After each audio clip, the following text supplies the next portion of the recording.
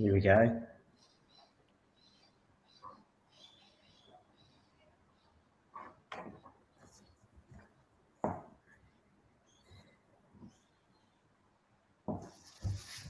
Okay.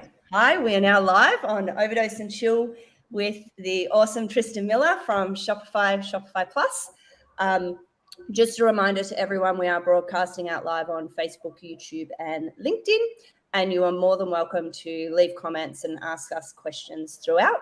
We will do our best to read them and answer as they come through. But Tristan, welcome. I'm very stoked to be chatting to you today. You and I have known each other for a very long time. You were one of our original partner managers in my very old business that seems like a lifetime ago. So welcome. And can we start with just a little bit about you, your history? It's very interesting, and how you ended up in the role you have at Shopify. Oh, it's so good to talk to you, Laura. I've never done a live event like this where it's just a discussion. So it's kind of funny, right? Everything seems to be pre-recorded these days, which is lucky for me because I get to cut off all the dumb stuff that I say. But it's really cool to all of a sudden be 3-4 years down the track in our relationship, where I've seen you go from an agency that's, just challenging so many other kind of, of the other bigger agencies and getting so much great work. And then all of a sudden being part of Overdose and continuing to actually, absolutely thrive. And I feel like throughout that period, Laura, I've grown in e-commerce because I was all in digital marketing before that. And so a brief history about me, I've been at Shopify for 4 years, coming up on 4 years now. And as with everyone in this industry, it's felt like, 10 because it's just been completely insane. And I've absolutely loved it. It's been so interesting. As I said, I was in digital marketing before, had a brief stint at Google, worked at agencies and all that kind of stuff. And so coming over to e-commerce was very much a decision for me that, like a proactive move to get away from pushing the channeling the traffic to sites and getting into how, the critical nature of where merchants do their business. And it was really, really fascinating and kind of scary at the start, but now it's like really rewarding and it's just been fantastic. Luckily, I was at Shopify for the first 2 years trying to convince everyone it was Shopify, not Spotify.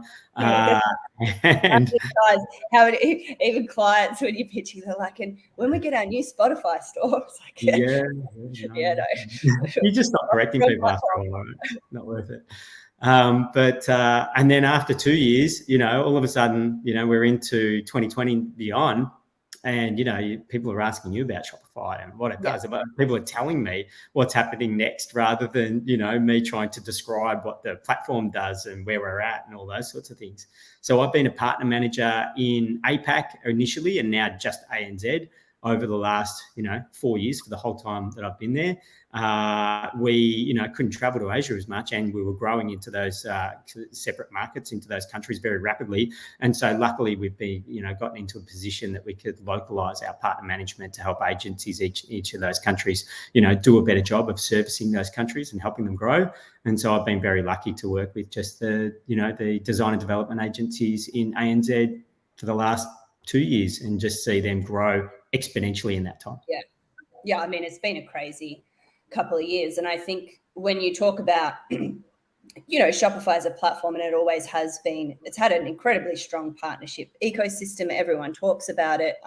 Particularly, I think when you start out your agency career, it is important, that nurturing nature that you get from the ecosystem when you're young and green and trying to forge a business. I think that most importantly, as a platform, the merchant first focus is very paramount. And I think last year, the Plus updates and just the general updates to platform were the most exciting that I'd seen since working with Shopify. And I've been working with Shopify, I think, for 7 years. And last year I felt a massive renaissance for the platform in terms of larger merchants, multi-brand retailers, the ability to enter into new markets quickly and rapidly. The Dawn 2.0 theme, I know our developers love it. We've done some recent launches on it before Christmas and just post-Christmas. So maybe talk about that shift of the last 12 months and what was released and what the feedback is on your side as well, because we can speak at Overdose of how we're experiencing it, but I'd love to hear from you what merchants are thinking, and how that sort of eventuated. Yeah, thanks. I mean, look, when I started at Shopify, the very first thing that happened to me is I went to Unite, which is our big yearly conference over in Canada. And, I met you guys and all the other partners, and I was super green. I'd just done 2 weeks of onboarding, and then I'm getting sort of drunk with everyone. It was like an amusement center. Do you know what I mean? Like where people are shooting each other with plastic balls and playing computer games and all this other kind of stuff, which was so, Shopify, right? It was so fun. And I'm like, wow, this is really cool. And, the thing that really came out of Unite as a conference then, which is, full of product releases and all those sorts of things, is that we were talking about all the cool things that we were going to release. And the agreement there, among most developers were like, well, look, things sometimes take a little bit longer to hit the hit release and come onto the sites, and yet it's always super rock solid. You don't have to worry about it when you get a Shopify release. You don't have to worry. It's going to be great for the businesses that get to adopt it. I would say there was a good chunk of time after the first year and a half, a good year, where we dragged our heels. Yep. And that wasn't because we didn't want to release everything. We just had such a long priority list of things people were gagging for. And it was really hard to meet everyone's demands globally. Do you know what I mean? Like it was just really difficult. And to hire all the people to help do that, it was an insane time. But I feel like we kind of, we lagged a bit for a little while in that. Yeah, regard. It was a short period of time, but I think once the releases come, and you're absolutely right, once a release comes, it is rock solid and it has the impact that it's intended to. And I think a lot of people in the day and age that we live in, that concept of delivery in terms of actually delivering something, people forget it takes humans, it takes a lot of work. And we're in this last 2 or 3 years of the pandemic. Delivery of anything really has become our greatest challenge in humanity, in my opinion, is just making sure that we've got enough people to do the hard work and do the testing. I would applaud the fact that once it comes through, it is stellar. And that's something we've seen, and we're excited as an agency and a provider to be able to deliver that on behalf of our clients. So that's been a cool one. I wanted to talk to you about Shopify Markets because I think you can give me a release date, or it is released, or, can you give us a little spiel about what it's about and how you think it's going to change the experience for merchants in particular, because I think it's something that will give them the power rather than it be a big development frontier type component. But maybe talk us through it. Yeah, well, I mean, what I was trying to get to before was we've been very lucky that we finally got things on track, in the last year and a half. And a big thing for us was to refine the checkout experience. And we had a whole team that was really focused on doing that. And that's because we wanted to help merchants expand globally. We just want to do more of that. And that feeds into these fantastic product releases that we've got to now, which is, Shopify Markets. We got the obviously online store 2.0, the themes updates and all that kind of stuff, which allows for sections and putting apps, on pages instead of just doing a lot of really funky stuff, on the front page and expecting everyone to do all their custom development on all the other pages. All of a sudden, we're doing all this other really cool stuff, like on a page by page, a product page and all that kind of stuff. It's allowed for us to, I guess, extend the reach and empower all the marketing teams that use Shopify to do that.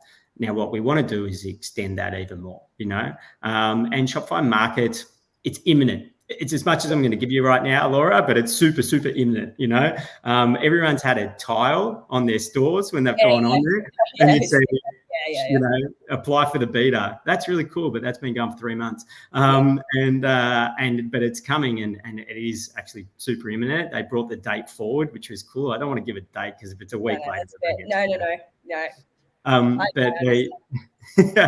the cool thing is it's so a lot of people asked us, is it to replace, expansion stores? Like, why do I need Shopify Plus now if I can use Shopify Markets, which is effectively a package of features?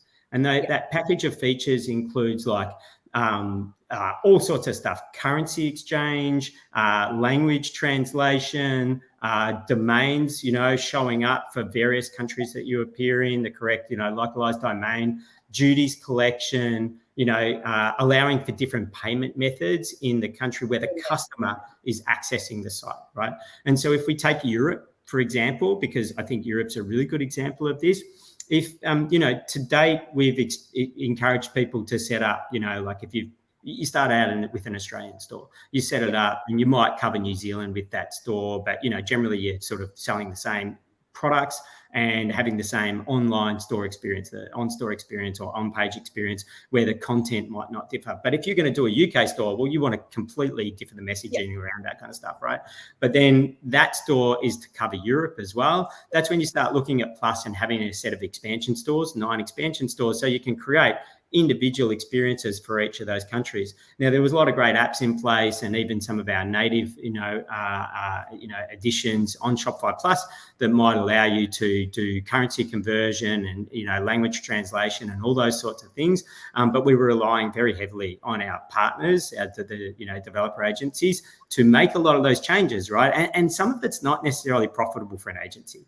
It's just a lot of work, Yeah, it is. It can be intensive, and we've kind of found ways to streamline that. And our site replications is something that I think we've really nutted out beautifully, but it hasn't always been that easy. And it's something that the demand, I would say, extension or expansion stores for new markets is something we're discussing or considering for at least 50% of our client base. So it's a huge in-demand component.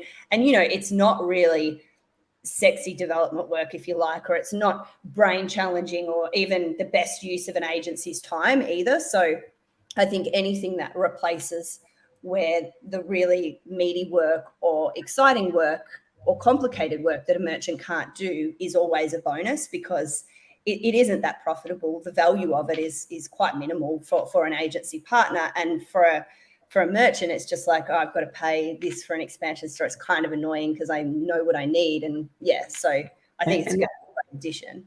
And it's kind of expensive to then test a market by doing that. Like expensive for everyone, for the agency, for the merchant, etc. So the idea, evolved for us that you could use your one store, or if you've got a UK store and you want to use that for Europe more specifically, that you could, create these localized experiences. It's a little limited. Do you know what I mean? Like, it's in the initial phases, you're not changing all the content on the site and all that kind of stuff. But if you've got like a Euro store, then that could cover off Germany, France, Spain, Portugal, etc. There's so many countries involved there, with at least changes to language, changes to duty collection, currency conversion there. Obviously, with the release of some other products that we've got coming, which is Shopify Balance and all that kind of stuff, you can start to collect a lot more of that money and make those exchanges later on down the track. So all of that kind of stuff is super exciting. And, it's obviously sort of the long-term vision that we're trying to get to, but enabling merchants to go, well, I do just need one store for that, arena. And then I can download markets and kind of activate these features. And I can go into even just the payment methods tool and make sure that the right type of payments methods is available for Germany, because apparently, I don't actually know this because I don't live in Germany and haven't done, but apparently adoption of, credit cards in that country is pretty low, which is for a good reason. People use other terms of payment, and therefore you can just activate those payments for that country when that customer accesses it via what is it, DE kind of, domain that's connected to that store, which is like, all makes sense. It's super cool, and what a great way to test that market until you go, hey, I actually recognize that I'm getting a lot more value and business there. I'm going to set up a 3PL, in Germany. I'm going to then link that and click, yes, I'd like to fulfill from that 3PL in Germany or in Spain or in France, and make sure I then start to further activate that market. And if one of those countries goes absolutely gangbusters, I'm just going to set up an expansion store with my Plus license in that country, absolutely double down on that, and make sure all the content, et cetera, is focused very much on that market. Yeah, and I think that that's going to be, obviously, the ability to test a market in an inexpensive way for a merchant, particularly that small to mid-range merchant, is incredibly powerful. But also from an agency side, if you're a local and a truly local agency, and you're not like Overdose, where, you know, if I've got a client interested in entering the German market, I call up Daniel, our awesome German MD. The same goes with other parts of the world. We're blessed in that way with having talent all around the globe now. Everywhere, yeah. If I was back in my days of my original business, Do Commerce, where I didn't have the luxury of that, you are really vulnerable and naive to how to help support a client, and they don't have necessarily the budget to go and engage with a local resource to help them with that. So I think the power that gives local agencies to help continue service their merchants is quite, is super positive in my opinion. While we're talking about global expansion and all of that, the biggest one that everyone always wants to talk about is China. And it's obviously been an e-commerce challenge pretty much from day one. But I know that you guys have just announced quite recently a new partnership with JD.com. Do you want to maybe, take us through that? Because I actually think this is super cool. But from what I understand, it's only for US clients at this stage. So maybe touch on how that's going to work, and, when can Aussies get a hand at it? Yeah, it's super exciting. Hey, and look, it's not an overnight thing. Like any of those relationships we create, it's like 2 years in the making, but it's been a long grind with the right people, having the right conversations at all different levels for quite some time. And the reality is, I think we had a couple of false starts early on trying to get into China. We put a team in there. We thought we'd sell a lot of Shopify Plus. That would help a lot of the merchants in China kind of connect to the rest of the world instead of being super reliant on marketplaces. And nothing against marketplaces. Our value proposition is create your own brand, create your own customer sets, and then sell, your products to your loyal customers and create more referral networks off the back of that. So that's just our vision. And yet at the same time, we were like, will this work? And we put it in place and put a lot of kind of, team in place, et cetera, to help merchants from China sell externally. At no stage there was there a lot of ability or much interest, if you will, for the rest of the world trying to create a store in China to sell our products via a Shopify store into China. It didn't really work out that way. Do you know what I mean? Like, it's just not the way they adopt or purchase goods. No, it's not that's just not their consumer behavior. It's not even close to. 100%. And so the beauty of it is, there's always been ways to do that, to get your products listed in those marketplaces. But now our relationship means that you can connect in, the JD.com. So JD.com is the marketplace that we've created a fantastic relationship. We've launched our partnership just literally in the last few days. And the cool thing is you can plug in as a US merchant at this stage. You can download the app for JD.com.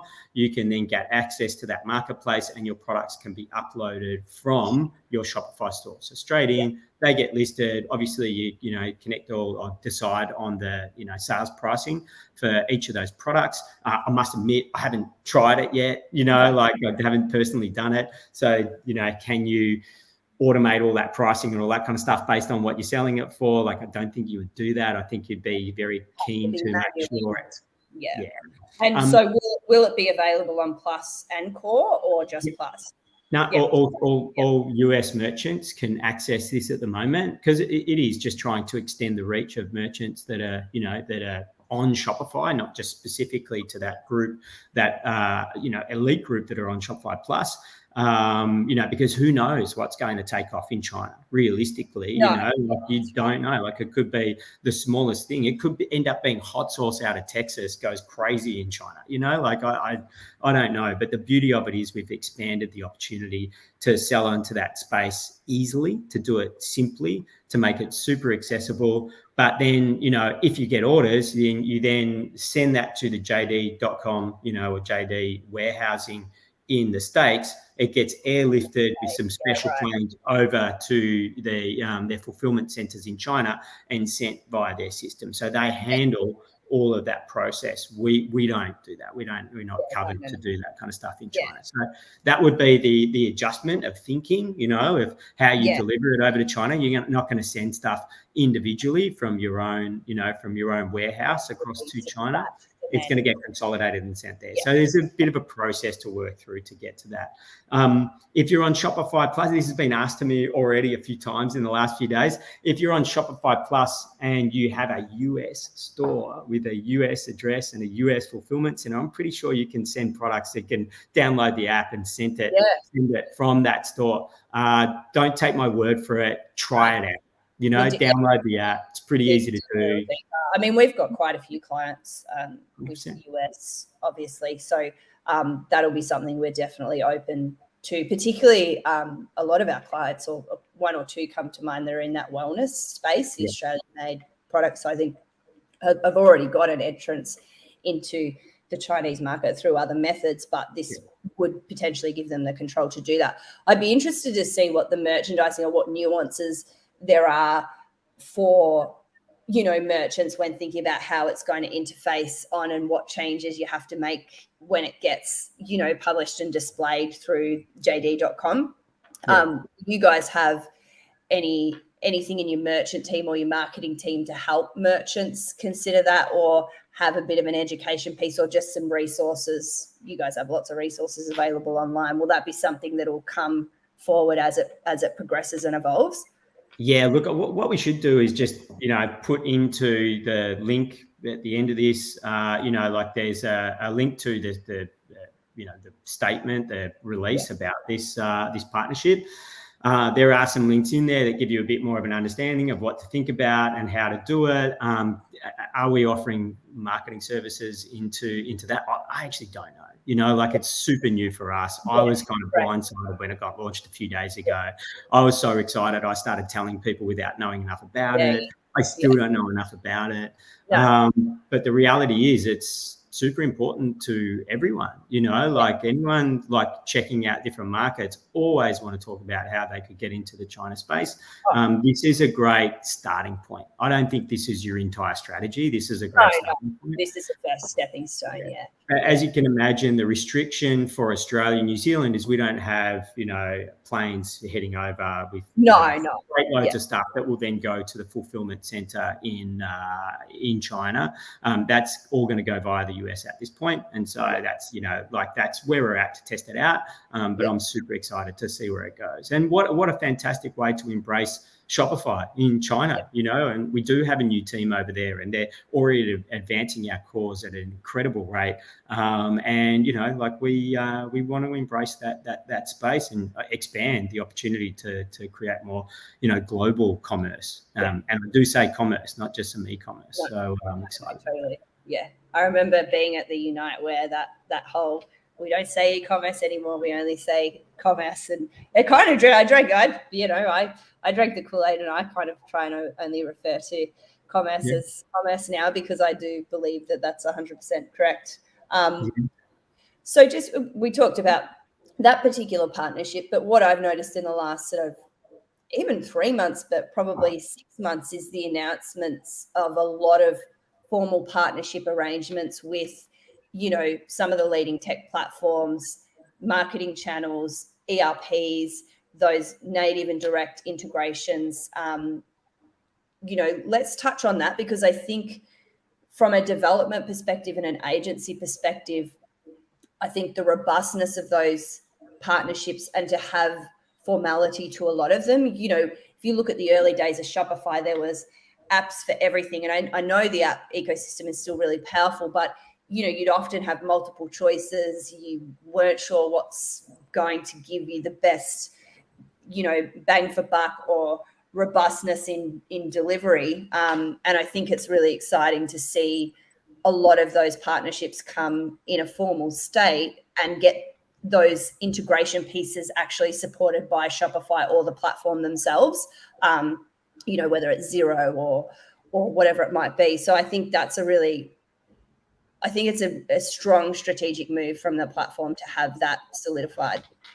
And once again, it's come with the maturity of not just our platform, but the types of merchants that are demanding to use Shopify Plus, and therefore demanding their other suppliers to have a better relationship with us so that they can continue to kind of grow with both of us, not just choose us and then replace maybe their ERP because it just doesn't sync well, And once again, like a good couple of years of solid work from teams on both sides of the fences and multiple fences. And I think that, so let's just take Xero for an example. Like we, in the early days, 5 years ago, there was a Xero app that was actually created by us that was supporting, the transfer of information between Xero, which is incredibly popular in ANZ and APAC, but maybe less so in, the rest of the world.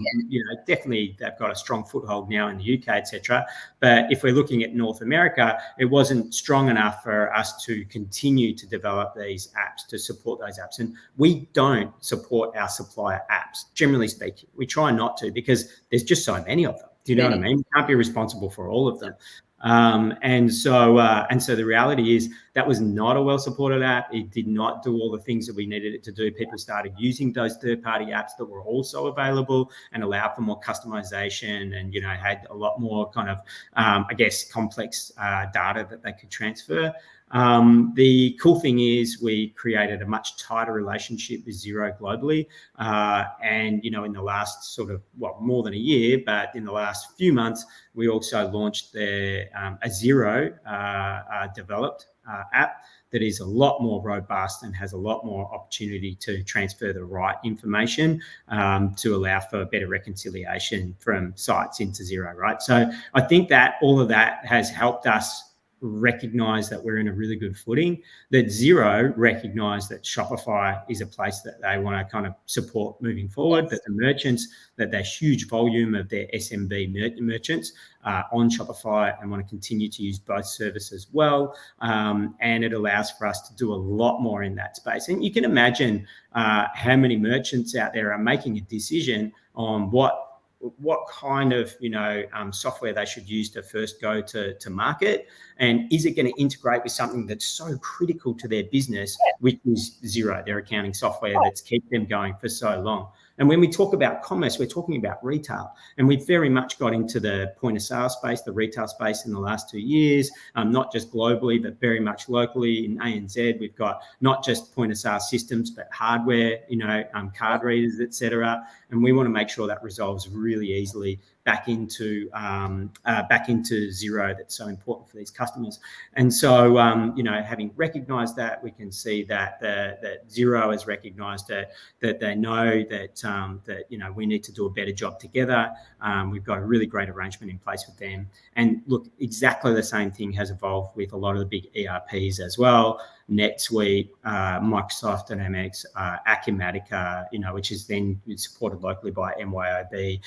All of these massive ERP, like very core, systems in these huge businesses are now very well connected to us. And they even not only have an integration that they've created, so you're not relying on a third-party integration out there. And I won't name names because they're all fantastic integrations. These ones are just much more direct into the ERP system. And then they offer some development support to make sure it's customized based on what those merchants require. Now, that will always be a little limited too, by the way. Do you know what I mean? So there is still a place for the agencies to do the extra customization required to continue to maintain the right level of data transfer.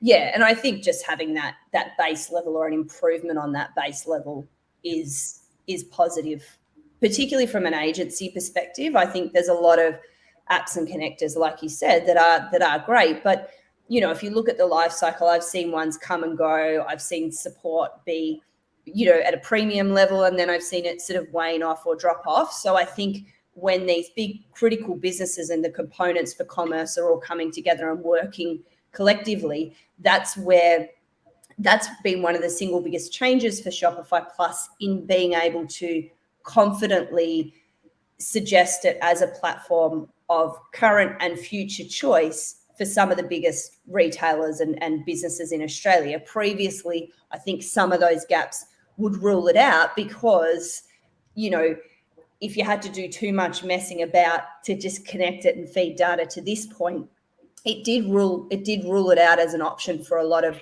large retailers. I mean, we've delivered on Tupperware, Jenny Craig, huge global businesses, some of which had never sold directly online to consumers. Like Tupperware and Jenny Craig had never sold their products direct to consumers from online. You had to go through a consultant, you had to go through a rep, you had to attend a party, you had to go to weigh-ins or whatever it might be to be able for them to trust a platform like Shopify Plus to take that digital transformation, I think is the biggest game-changing part of where Shopify is, while still remaining true to, the small to mid-size businesses that want that quick market entry and everything that is beautiful about SaaS. So for me, I've seen that's been exciting for me to see, is that you don't just have to work with a certain type of merchant to fit in the Shopify space. We've opened it up and delivered,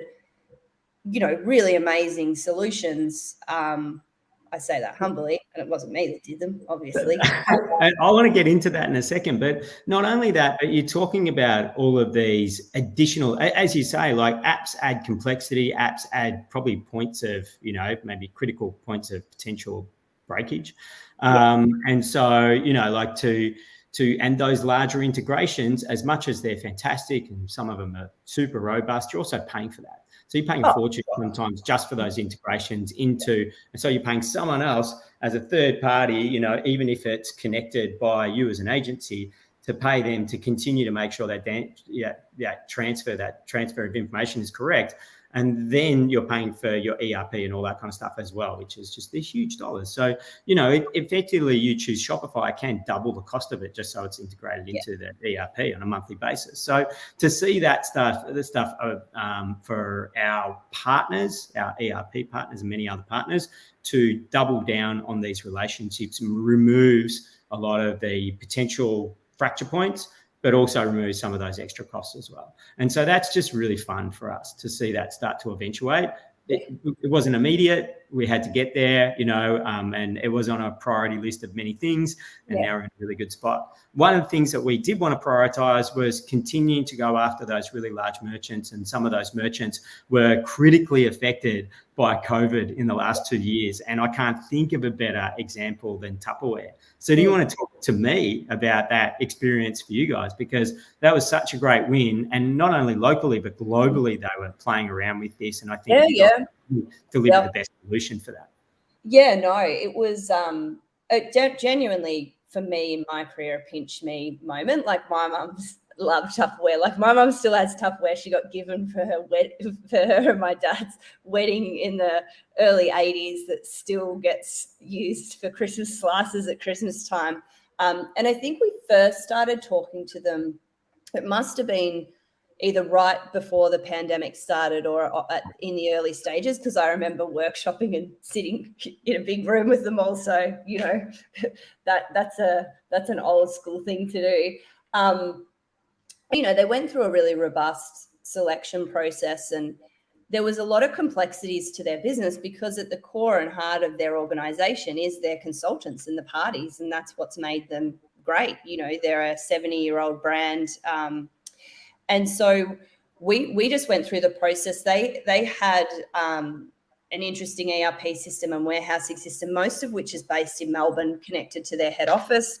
We had to think about how we can simply create an online experience for customers that don't want to attend a party or are now unable to attend a party because of COVID to get the products that they love and want, while still crediting consultants who are working in that local area. We also wanted to make the checkout experience still very seamless so that they didn't have to drop and select through, find a name and things like that. So that crediting and rebate to the consultants and recognition for the hard work they do behind the scenes, particularly in a pandemic.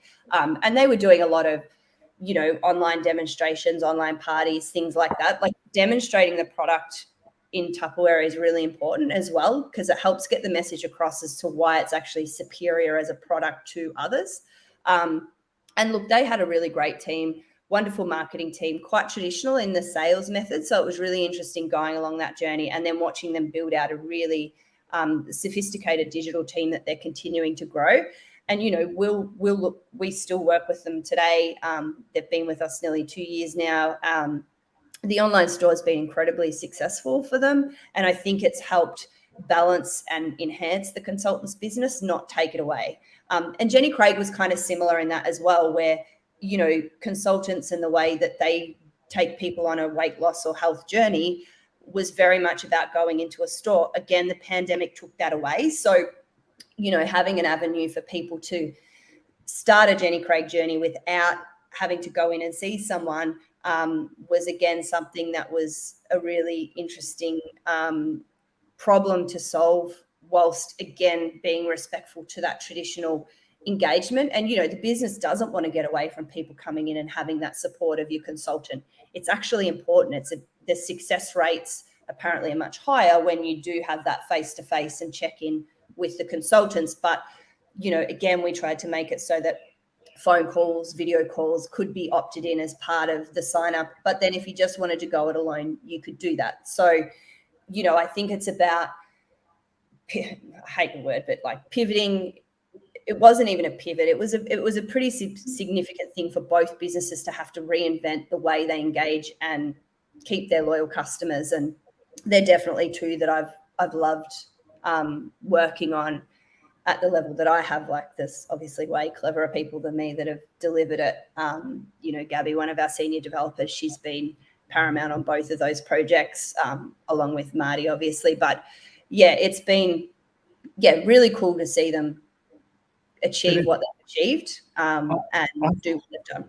I think you've been on the forefront of so many industries, though. Do you know what I mean? Like, Overdose has such a diverse range of clients now. And obviously many of those have had I hate saying this term, COVID tailwinds. Do you know what I mean? Of which we as platform have taken advantage of, but some of your kind of merchants in the industries they're in. And look, all of those merchants like,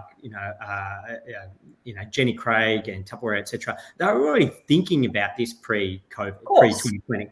And, these were large designs that were going to be massive, business critical decisions to make over time, for this digital transformation piece that everyone had to go through at some stage. But then it just pushed it forward and you guys were in a position to help them all. But it's not just those two, it's like the fitness industry's gone crazy and you've got Arc'teryx and Salomon and all these sorts of brands on there that are going mental. And that's just locally, let alone the big retail brands you have over in the US and Europe, etc.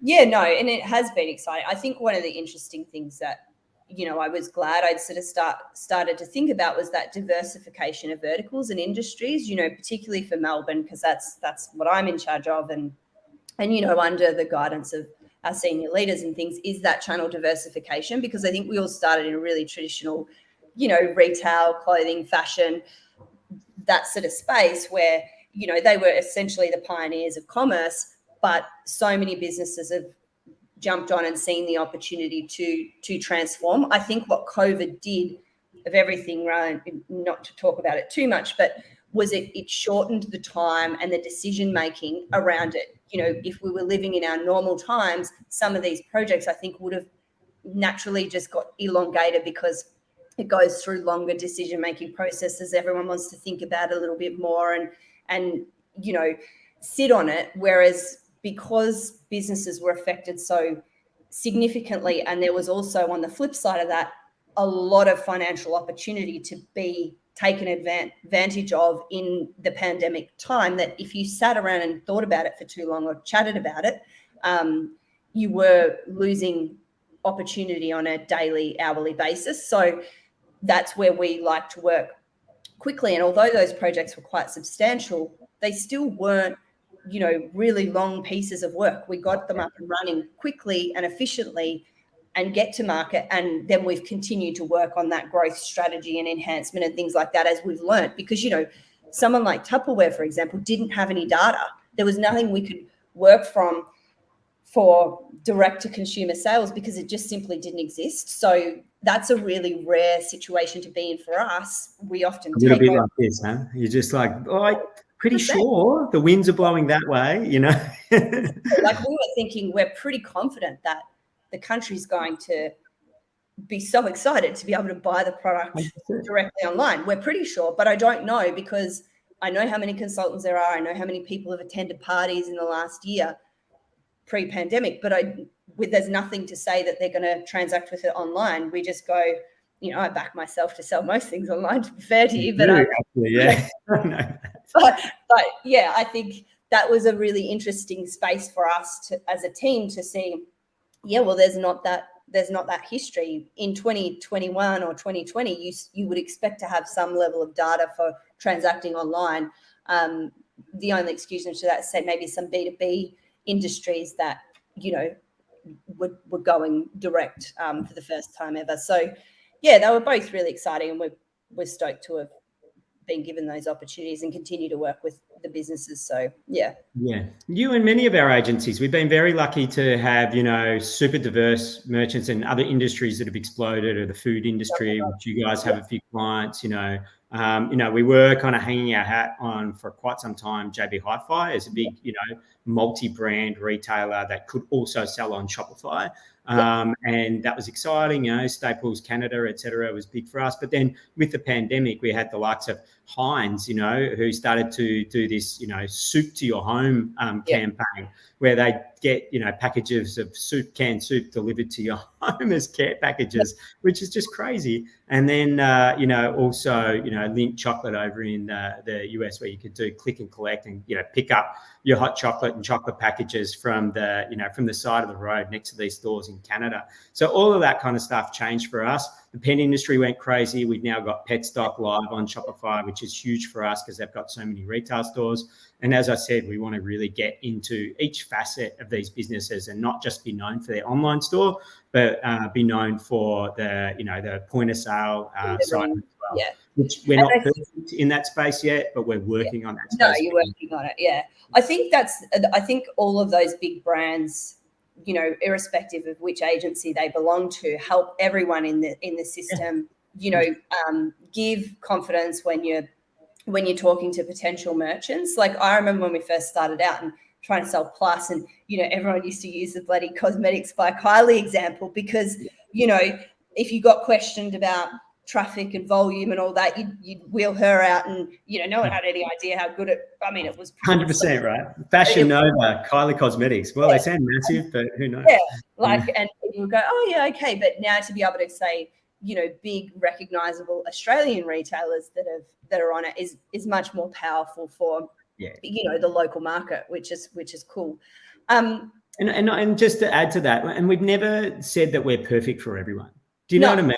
We know that some businesses are huge and, you know, largely super complex and all that kind of stuff. And that's okay. You know, what we've been really good at is finding those businesses, those large businesses that are willing to actually do a digital transformation, that don't want to just have what they had and make it on Shopify. If it doesn't work on Shopify, it's not going to work. It's more about, well, there's going to be a compromise. These are the tools we offer, and you get to go, you know, use this as an avenue for speed to market, for better connection to your customers, for, you know, like a site that doesn't break, I think, in most circumstances. Do you know what I mean?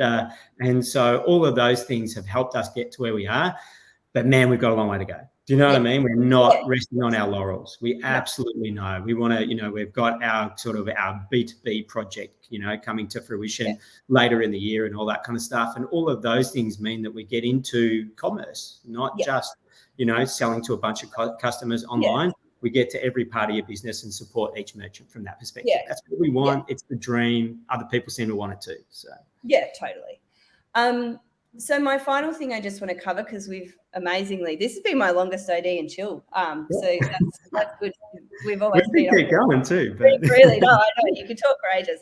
I wanted to talk to you about the Shopify team, because I think one of the really interesting things and the change that I've seen first started working with a platform, we got assigned Reese Ferner as our little, we were back little 4-man, 5-man shop, legendary Reese. Hi, if you're tuning in, mate.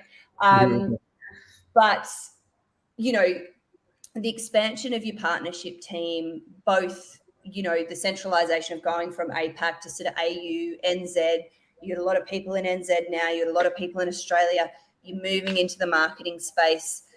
Tell me about the shift in extra people with boots on the ground and how that's sort of supporting partners and merchants. Well, first of all, and I'm just talking locally for APAC, we have grown exponentially. Like it is we have grown as a business and a platform and a set of merchants just, at a ridiculous rate. Went from being probably a challenger 3 years ago to kind of an industry leader, which is really cool. Localization has been a really big focus for for our teams over in Canada. And so getting developers and merchant success support and, other support mechanisms in place in each different country has been, a really big focus and has really helped us get success in every single country we start to get into. But locally in APAC, we had a bit of a stall, like everyone, at the 2019 into 2020 because no one knew what was going to happen, and that meant that some of our teams were quite overloaded and scrambling to keep up with the demand of not just requests on how to get onto Shopify, but requests from merchants that are going through some really difficult times to be supported in as many ways as possible. We're lucky because we've expanded our team, not just internally, but through our partnerships. We rely on without our partnerships and design and development agencies, we wouldn't have built all these sites because we do not build the sites. Either you as a merchant do, or you rely on our partners to do that for you, which is our kind of best asset, I think, are the partners that do such a great job in that space. We've added I think the intake in the last few days last week was like 35 new people from December and January into our teams in just APAC alone, let alone the 350 developers we added in Canada last month so that we could continue to develop the platform.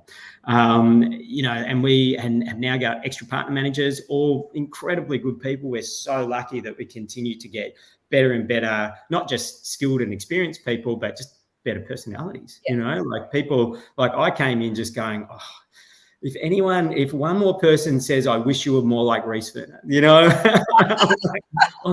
was tough. So good. Bloody partners are like, the agencies are harsh on their partner managers sometimes. I'll tell you that. He was so good though. He set the bar so high, and I tried to meet that bar. Yeah. And yet then we just, the people that, I've been trying to replace myself with, not just locally, but, across Asia, they make me look like an old man. Like, I'm not going to lie. I'm 45. I kind of feel like everyone knows a lot more about this space than I do at 28. And they're really smashing. I feel very old every day. Like, even we had a bit of time back in the office before Christmas, and I was like, God, I'm definitely feeling my age now. Yeah. They are smashing it though, and they're so engaged and they're so enthusiastic. And so, we've got a really great set of design and development agencies that build all the sites. And many of them, like Overdose, offer incredibly, valuable digital marketing services on top of that, and all sorts of other services around that to support those merchants. If anything, we have not done a really good job of, developing our relationships with the digital marketing partners that are out there that aren't a full service agency like you guys, that are out there doing, siloed type of work and working with a lot of our merchants to continue to grow. We can't just hire more people to support all those merchants directly because there's many thousands of them. And so what we do need to do is keep extending our reach and the support we give, the success support that we give to those merchants. by engaging more highly with those digital marketing partners. I mean, you can't have all the merchants as Overdose as much as you want them. There's going to be a bunch of other partners out there that support those merchants as well. And so my job now is to step away from the design development agencies that I've supported for my entire career so far, and move into supporting and growing the digital marketing program. It's been a bit of a stalled situation for us because we've been trying to add some stuff to do that. But we're so excited about what that looks like, not just locally, but globally. If anything, locally, we're actually really bullish about making that work and setting the processes in place that can be kind of then transported across Asia, but into Europe, etc., of something that works really well, because we're known to have a great partner program for design and development agencies. We're known to have great partners. We need to do a really good job and fulfill those expectations in digital marketing as well, to continue not only to drive the right level of traffic into stores, but to keep the conversion rates high, to keep the success happening for all those merchants, to make sure if there's an issue that we've got high communication with not just you as a partner, but those digital marketing partners as well, and make sure everyone's succeeding and is on the same page about what the future holds. But not only that, we're bringing a lot of great products to market. So, there's a bias to this as well, in that we want to kind of get a lot more merchants to try our, as I said, we've got, capital products coming to market. We've already launched point of sale. We've got our own BNPL, called Installments, that's in the States right now. Hopefully later in the year, they'll come over, locally as well. We want to expand on fulfillment. As I mentioned, there's B2B coming down the line. There's lots of products. And we've got all of a sudden, we've got lots and lots of merchants. How do we engage with them in a way that actually makes sense to their strategy? It's not us as a platform just saying, you have to use this. Who is creating that strategy? Sometimes it's you, sometimes it's another agency partner. We need to get in line with that and then make sure we're bringing those products to market at the right time, for the right And reason. I think it is a noisy part of the market. I put it right up the top of being one of the most critical components is that digital marketing space. It's an incredibly successful service offering for us, and one that I probably am, really excited about the way we deliver it. But it's noisy, and merchants in particular, when I talk to them, it's always like, who do you believe, and how do you start, and what do you tackle? So I think coming in from that Shopify space, anything that helps them make those really smart decisions and guides them through what good looks like and how to scale and how to grow, and looking outside just the core tech platform will be of benefit. And that will only flow on to, like you said, merchant acquisition, which is always going to be a big part of your strategy as a business. So,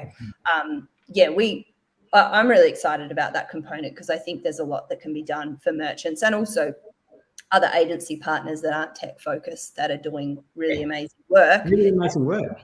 Commerce in a way that I think sometimes doesn't get recognized to the level that it needs to when you're talking about tech and platform creation, because without it, we wouldn't have had anywhere near the success and the growth opportunities as a Melbourne business that we have if it hadn't have been from our, the establishment and the exceptional nature of the team that like Vinny has created for us and now regionally. So I think it's cool that you guys are getting involved in that space.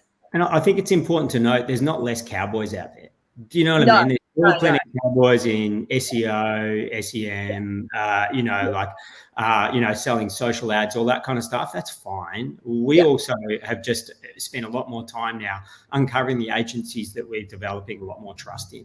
And if we know who they are, then on a case-by-case basis, we can sort of double down on the support, not just of those agencies to help them continue to grow and thrive on Shopify, but all the merchants that they support as well. So those merchants feel really comfortable with who they put their trust in, and look, you guys have gone through that process with tech partners as well, where, signing up to be a Shopify partner back when we did, Martin and I did, was pretty damn easy. And but as the years have gone on, that's become a much more stringent process, and the diligence is there, and the trust in the quality is a lot stronger than it was at the beginning. But that's just part of the natural progression of a new platform. Yeah. Just maturity. And it's exciting to see that develop. We feel so proud globally. And look, it's not without its faults, but we feel so proud globally that, that we've gotten to a really good stage with that. The partners, the agencies trust us as the solution that they advocate. But they also are making a lot of money out of it. And also that if something goes wrong, we're not there to destroy their business or, make them feel terribly uncomfortable. Yeah. We actually want to lean in and enable them to get better. And we've got all these new levels of certification coming down the line that help not just the agency get better, but the individuals within the agency. Because every agency like yours, you're clamoring to get more staff and resource to support all these merchants, and then you spend so much time training them as well. And that's massively cost prohibitive as well as you're growing an agency. Yeah, no, totally. Well, we've covered a bit.